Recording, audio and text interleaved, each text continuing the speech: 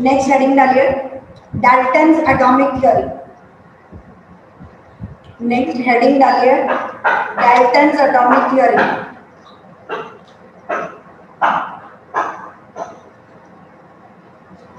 First point, every matter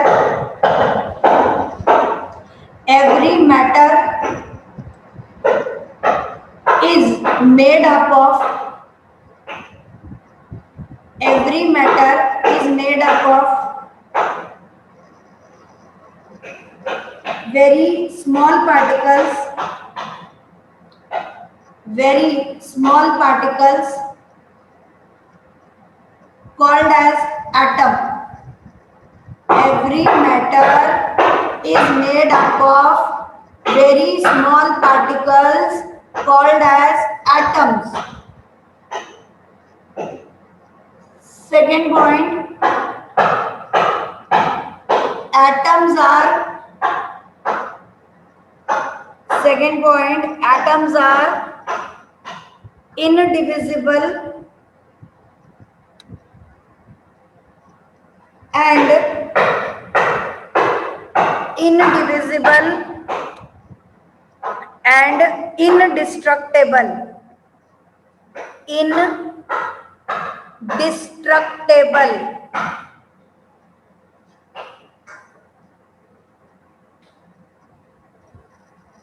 Third point, atoms of given element, atoms of given element are identical in mass,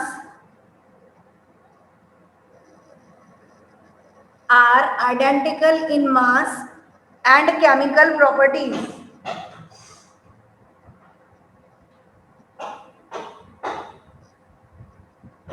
Fourth, atoms of different elements,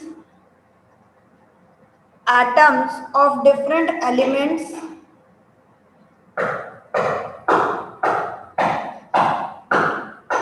have different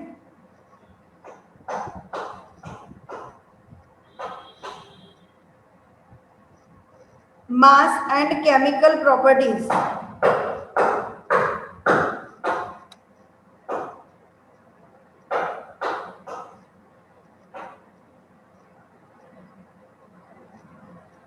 Next, atoms combine in the ratio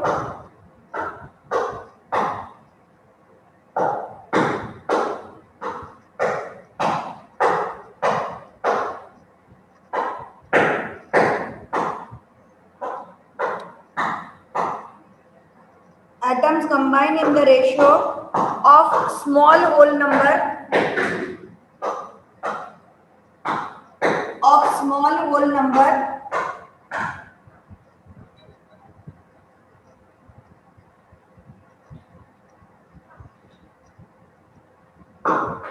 to form compounds.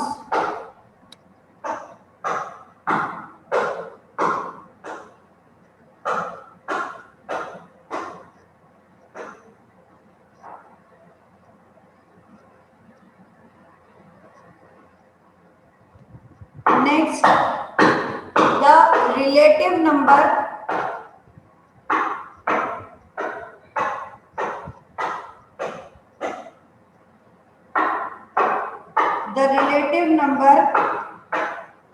and kind of atoms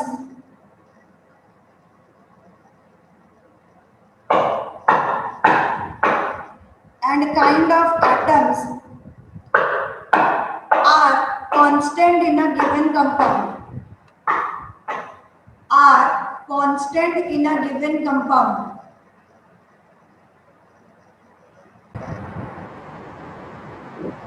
First point Dalton's atomic theory का है कि all matters are made up of very small particles called as atom.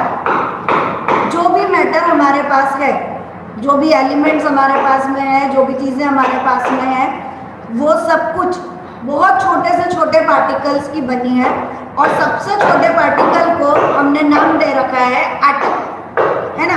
तो all matter very small particles and this small particle is called as atom. ये पहला point, सारी चीजें। दूसरा point, atoms are indivisible and indestructible, मतलब ना तो atom को कोई डिवाइड कर सकता है और ना एटम को डिस्ट्रॉय किया जा सकता है ना, डाल्टन्स की थ्योरी के हिसाब से, डाल्टन्स की थ्योरी के हिसाब से। सेकेंड पॉइंट है, atoms are indivisible, they can neither be created nor they can be destroyed, मतलब कि ना तो हम खुद एटम बना सकते हैं ना हम एटम का डिस्ट्रक्शन कर सकते हैं, उसे मिटा सकते हैं, ठीक है।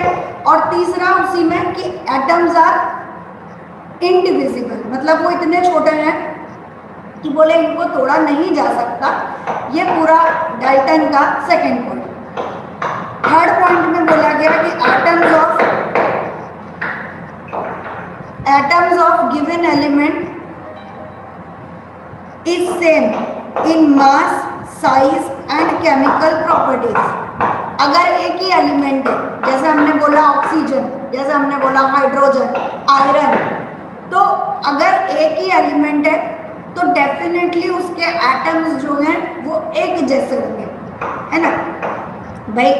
अभी मैंने ये एक पेन लिया और ये दूसरा पेन लिया, क्या होगा, जैसा जिस चीज से ये पेन बना है उसी चीज से ये पेन बना है, क्योंकि ये दोनों एग्जैक्टली अलाइक हैं, एग्जैक्टली अलाइक। इनकी प्रॉपर्टीज, इनका कलर, इनके ऊपर जो कुछ भी लिखा हुआ है, इट इज एग्जैक्टली सेम। तो उस चीज के लिए बोला गया कि एटम्स ऑफ गिवन एलिमेंट, जो भी एलिमेंट आपको दे रखा है, element iron, sodium, lithium, potassium, आपने जो भी नाम पढ़े हैं, these are elements. तो atoms of given element is same in mass and size and chemical properties. In short, उसकी physical और chemical properties same. Physical मतलब बाहर से दिखना, chemical मतलब internally जो वो reaction show करेगा वो। तो एक एलिमेंट है तो उसका मास, उसकी साइज, उसकी केमिकल प्रॉपर्टीज या फिजिकल और केमिकल प्रॉपर्टीज सेम है। अब दो अलग अलग चीजें ले लो, एक आयरन ले लो और एक ऑक्सीजन ले लो, पता चल रहा है आयरन सॉलिड है, ऑक्सीजन गैस है, यहीं पर प्रॉपर्टी अलग हो गई, तो प्रॉपर्टीज अलग हो गई। ये मेटल है, ये नॉन मेटल है ना, अपने पढ़ा है मेटल्स आर सोनोरस, ये नहीं होगा। आयरन की घंटी बजाओगे आवाज आएगी, ऑक्सीजन बजा लो, कहां से बजा लो, है ना। तो ये हम लोगों का फोर्थ पॉइंट कि atoms of different elements are different in mass and chemical properties, या फिजिकल और केमिकल प्रॉपर्टीज में अलग अलग एलिमेंट्स की अलग अलग प्रॉपर्टीज होगी। फिफ्थ, atoms combine in the ratio of small whole number to form compound H2O, fix है ना, होल है, हम आधा तो नहीं बोल रहे, H 0.5 O नहीं ना, तो हमेशा एक होल नंबर के फॉर्म में हमें आंसर मिलता है CaCO3 CO2, हमेशा elements combine in fixed ratio और कैसा, whole number to form a compound. And the last one, the relative number and kinds of atoms are constant in a given compound. जो भी compound आपको दिया है H2O, CO2, NaCl, CaCO3, ये जो भी कंपाउंड्स हैं, इन कंपाउंड्स में जो एलिमेंट्स प्रेजेंट हैं वो एलिमेंट्स कैसे होंगे, दे विल बी कांस्टेंट, हमेशा उसी नंबर के साथ और वही वैरायटी उसके अंदर प्रेजेंट होगी। ठीक है, अभी H2O वाटर है भाई, अभी मैं इसमें N2O लिख दूं तो अब वो वाटर नहीं है, उसकी प्रॉपर्टीज बदल गई। तो अगर एक ही चीज है तो उसकी प्रॉपर्टीज सेम रहने वाली। This is Dalton's law of atomic theory. पहला, all matter are made up of very small particles called as atoms. Atoms are indivisible, they cannot be created, they can neither be created nor they can be destroyed. All the atoms of same element, एक ही element अगर है, same element are similar in physical and chemical properties. Elements of different atoms of different elements are different in their physical and chemical properties. They combine in fixed ratio to form compound. And last point, the relative number and kinds of atoms are constant for the compound. ऐसे हमारे पास 6 points हैं of Dalton's atomic theory. Next, drawback of Dalton's theory. Drawback of Dalton's theory. Drawback मतलब limitation. ये आपकी heading रहेगी. इसके points हमें text book में नहीं मिलेंगे. लिखिए first point, he failed to explain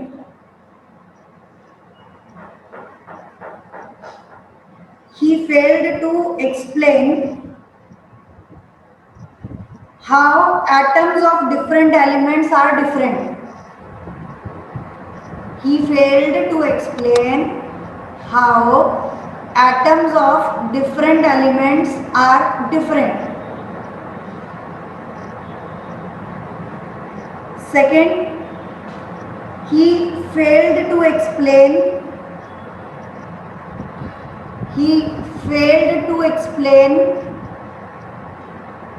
the nature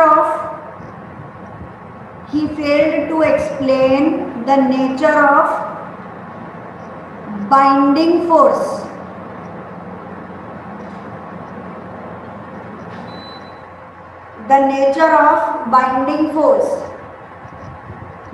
Third, he failed to explain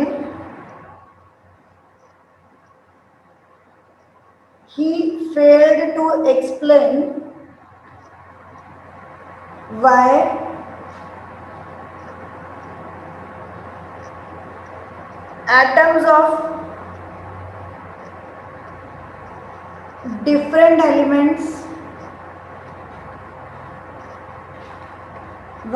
atoms of different elements combine with each other.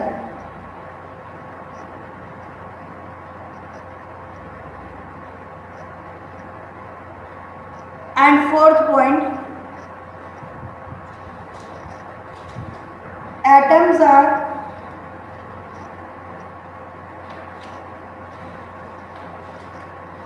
divisible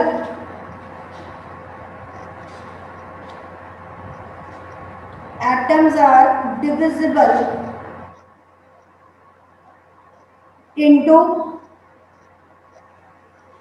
electron,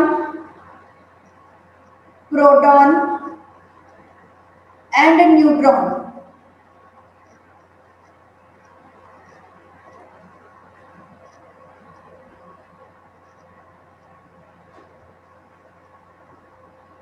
चलिए, हमने अभी सबसे पहला पॉइंट डाल्टन्स का लिखा कि भाई सबसे छोटा पार्ट जिससे एटम बने हैं, अरे जिससे मैटर बना है, वो है एटम. ये तो फर्स्ट पॉइंट था, ये तो एग्रीड है. सेकेंड पॉइंट हमने बोला कि एटम्स आर इनडिविजिबल. तो पता चला कि नहीं, एटम से भी छोटा पार्ट है. क्या है? इलेक्ट्रॉन, प्रोटॉन और न्यूट्रॉन. क्योंकि इलेक्ट्रॉन, प्रोटॉन और न्यूट्रॉन से मिलकर ही एटम बनता है. तो क्या ना मैम, फिर हम डाल्टन एटॉमिक थ्योरी को ही थ्योरी बोल के आगे क्यों बढ़ रहे हैं? क्योंकि इलेक्ट्रॉन, प्रोटॉन और न्यूट्रॉन इंडिविजुअली किसी केमिकल रिएक्शन में पार्टिसिपेट नहीं कर सकते. पार्टिसिपेट कौन करता है? पूरा का पूरा एटम. इसलिए हम लोग एटम को इम्पोर्टेंट मान के और एटम के बारे में पढ़ते हैं. ठीक है, कोई भी केमिकल रिएक्शन होगी, उसमें बोले चलो इलेक्ट्रॉन जाके रिएक्शन शो कर रहा है, तो electron definitely they are responsible, लेकिन पूरे के साथ में. तो atoms is the smallest part which participate in any chemical reaction. But Dalton की थ्योरी को हमने गलत बोल दिया. उसने कहा था कि एटम से छोटा कुछ नहीं है. हमने बोला नहीं, प्रोटॉन, इलेक्ट्रॉन और न्यूट्रॉन इससे छोटे हैं. फिर इधर हमने बोला कि अलग अलग एलिमेंट्स के एटम्स की जो प्रॉपर्टीज है वो भी अलग अलग है। क्यों अलग है? ऐसा क्या हुआ जो उन्हें अलग होना पड़ा? क्वेश्चन है। अब अगर आप उस क्वेश्चन का आंसर देते हो तो इसका मतलब आपको नॉलेज है, और अगर आपने आंसर नहीं दिया इसका मतलब कहीं ना कहीं ये आपका ड्रॉबैक बन जाएगा।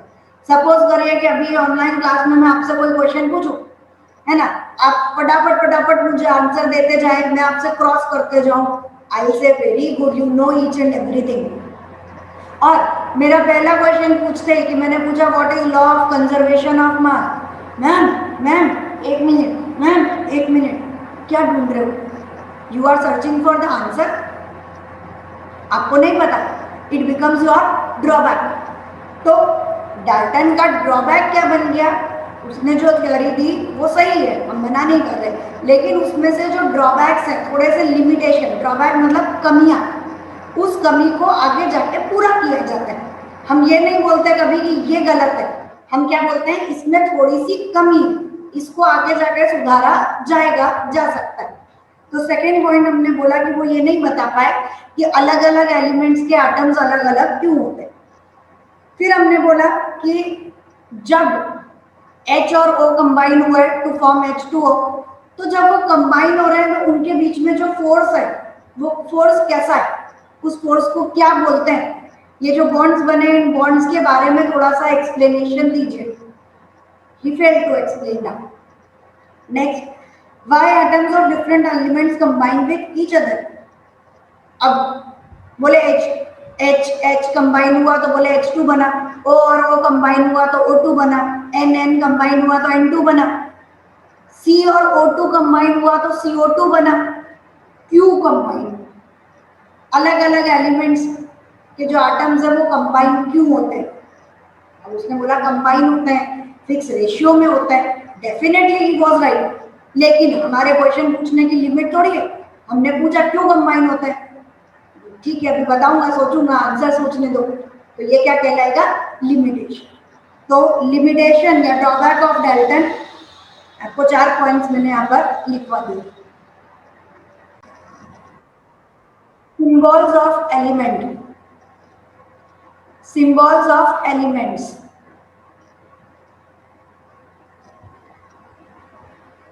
डाल्टन ने बोला कि भाई एलिमेंट्स के बारे में हम पढ़ तो रहे, लेकिन एलिमेंट को लिखोगे कैसे? आज तो अपने को मालूम है कि हाइड्रोजन मतलब H, ऑक्सीजन मतलब O, लेकिन उस जमाने की बात करिए जब डाल्टन ने पहली बार एलिमेंट्स के बारे में बताया। हम लिमिटेशन तो बता रहे हैं, लेकिन क्या हमने सोचा कि उन्होंने कितना सारा काम करा? किसी चीज को सिंबल देना ये भी अपने आप में बहुत बड़ी बात है। उन्होंने सिंबल्स हमें दिए कि बोले अच्छा एक सर्कल ले लो, उसके बीच में डॉट लगा दो, बोले दिस इज हाइड्रोजन। उस वक्त H नहीं बोला जाता था, उस वक्त क्या बोला गया? सर्कल के अंदर डॉट, दिस इज हाइड्रोजन। बनाइए 2-4, बाकी आपकी बुक में दे रखे हैं। मेन वर्ड आपको चाहिए कि symbolic form was given by Dalton। ये एक सर्कल के अंदर 3 आ गए, बोले फॉस्फोरस। टेक्स्ट बुक में है फिगर 3.3, सर्कल के अंदर C आ गया, बोले दिस इज कॉपर। सर्कल के अंदर ऐसे डॉट डॉट डॉट पूरे में लगा दिए आजू बाजू। ये जो डॉट्स लगाए गए थे ये उनके बैलेंस इलेक्ट्रॉन, चलो छोड़ो, 8 बनाइएगा, 1 2 3 4 5 6 7 8 गिन के लगाया मैंने डॉट, और बीच में G लिखा, this is gold. 8 dots, outer most orbit can maximum accommodate 8 electron, आगे अपन पढ़ेंगे। तो इसलिए ये 8 गिन के लगाना, ऐसा नहीं डिजाइनिंग बना दी अपन ने, सिंबल है ये। फिर सिंबल कब तक याद करते? तो नया पार्ट जो शुरू हुआ वो हमें बर्जीलस ने किया। Please remember the name Berzelius. इन्होंने बोला कि जो भी एलिमेंट्स के नेम हैं they should be written in 1 और 2 लेटर्स। जो आज अपन पढ़ते हैं कि बोले हाइड्रोजन तो H, हीलियम He, तो 1 और 2 लेटर्स से एलिमेंट्स के नाम होने चाहिए। This was given by Berzelius. अब एक दो चीजें आपको यहाँ पे एक्स्ट्रा पढ़नी है कि जैसे भाई IUPAC, तो पहले IUPAC का फुल फॉर्म लिखिए। It is international union of pure and applied chemistry, pure and applied chemistry, IUPAC। ठीक, अब इसमें कुछ जगह गड़बड़ ये हो जाती है कि जैसे हम लोग Na लिखते हैं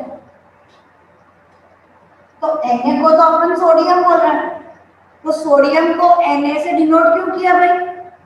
सोडियम है SO से डिनोट कर देते, SO लिख देते, कुछ और लिख देते। Na क्यों लिखा? बिकॉज इसका एक्चुअल नेम होता है नेट्रियम। ये आपको लर्न करना है कि हम लोग सोडियम बोलते हैं but actual name of Na is natrium. जब हमने इसका पहली बार नाम रखा था, हमने नहीं रखा, जिनने भी रखा तो उन्होंने नेट्रियम। ऐसे ही पोटेशियम, अब पोटेशियम है और लिखते हम के हैं, तो भाई कुछ तो रीजन होगा जो के लिख रहा हूं। It is kalium. ये आप लोगों को लर्न करना रहेगा बेटा, डोंट लीव दिस पार्ट। जैसे आपके लिए बर्जीलियस इंपॉर्टेंट रहेगा कि वे बर्जीलियस में 1 और 2 लेटर के नेम्स पहली बार बताए गए। फिर अपने को चाहिए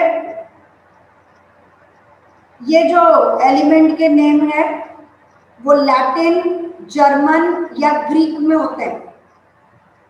क्या में होते हैं? Latin, German, Greek. तो इट इज Na, नेट्रियम। ऐसे ही आयरन को हम लोग लिखते हैं Fe। तो अब आयरन में तो F आया ही नहीं, तो ये लैटिन वर्ड है जिसे बोला जाता है फेरम। तो iron is ferrum, potassium is kalium, sodium is natrium. ऐसे ही पीबी होता है लेड। अपन लोग क्या बोलते हैं उसे? लेड, लेकिन उसका जो नाम है वो है प्लम्बम। It is plumbum. तो ये कुछ वर्ड आपको चाहिए कि भाई एक्चुअल नेम या Latin name, German name, Greek name of Na, of K, of Fe और ऑफ Pb। तो Na इज सोडियम और नेट्रियम, K इज पोटेशियम और केलियम, Fe इज आयरन और ferrum and Pb is lead और plumbum. Complete करिए लिखने का। कल आप लोगों को इसका शॉर्टकट मैंने पूरा समझा दिया था, बताया था कि इस तरीके से आपको लेना है। अब आज हम लोग बात करेंगे कि हम लोग इसका एटॉमिक नंबर कैसे लर्न करेंगे, है ना। कल आपको बता दिया था पहला हाइड्रोजन, इधर हीलियम, उसके बाद ली ना की, रब से फरियाद, बेटा मांगेगा स्कूटर बाप राजी, सब्जी खरीदने बैंगन आलू गाजर एक थाली, काशी गए संत प्रभु, न्यूजीलैंड पाकिस्तान ऑस्ट्रेलिया सब दिखाओ, ओल्ड स्टाइल से टीपो, full colour brightness in Airtel, then helium neon argon krypton xenon radon. यहाँ बीच में 10 ग्रुप्स प्रेजेंट है। मैंने जगह छोटी बनाई है बट यहाँ पे नंबर 3 से लेकर नंबर 12 होता है। ये 13, 14, 15, 16, 17, 18 है। ये 1 और 2 है। नीचे यहाँ पर F ब्लॉक प्रेजेंट है, आपको जरूरत नहीं है, जितना आपकी रिक्वायरमेंट है उतना बोर्ड पे ड्रॉ। ठीक, अब एटॉमिक नंबर क्या दे रहे हैं अपन? एटॉमिक नंबर कैसे याद करना है? हाइड्रोजन को नंबर 1 दो, फिर इधर आ जाओ हीलियम को नंबर 2, उसके बाद लिथियम 3, 4, 5, 6, 7, 8, 9, 10। ये 10 राइट हैंड साइड पे अपन ऐसा नीचे लिख रहे हैं, लेफ्ट या राइट ऐसा नीचे की तरफ साइड में आना चाहिए, जैसे ये इधर लिख दिया मैंने 11, उसके बाद 12, 13, 14, 15, 16, 17, 18, 19 और 20। आपके पास सारे एटॉमिक नंबर आ गए। आपने जैसे ही ये टेबल बनाया बाय डिफॉल्ट आपको पता चल गया कि एटॉमिक नंबर क्या क्या होते हैं। आपको रटना नहीं है, आप खाली टेबल बनाइए। अब आपसे पूछा ऑक्सीजन का एटॉमिक नंबर, बोले 8, क्लोरीन का एटॉमिक नंबर 17, सोडियम का एटॉमिक नंबर 11, कैल्शियम 20। ये टेबल अगर आपको आता है तो पूरे 20 के 20 एलिमेंट्स का एटॉमिक नंबर आपको आ गया।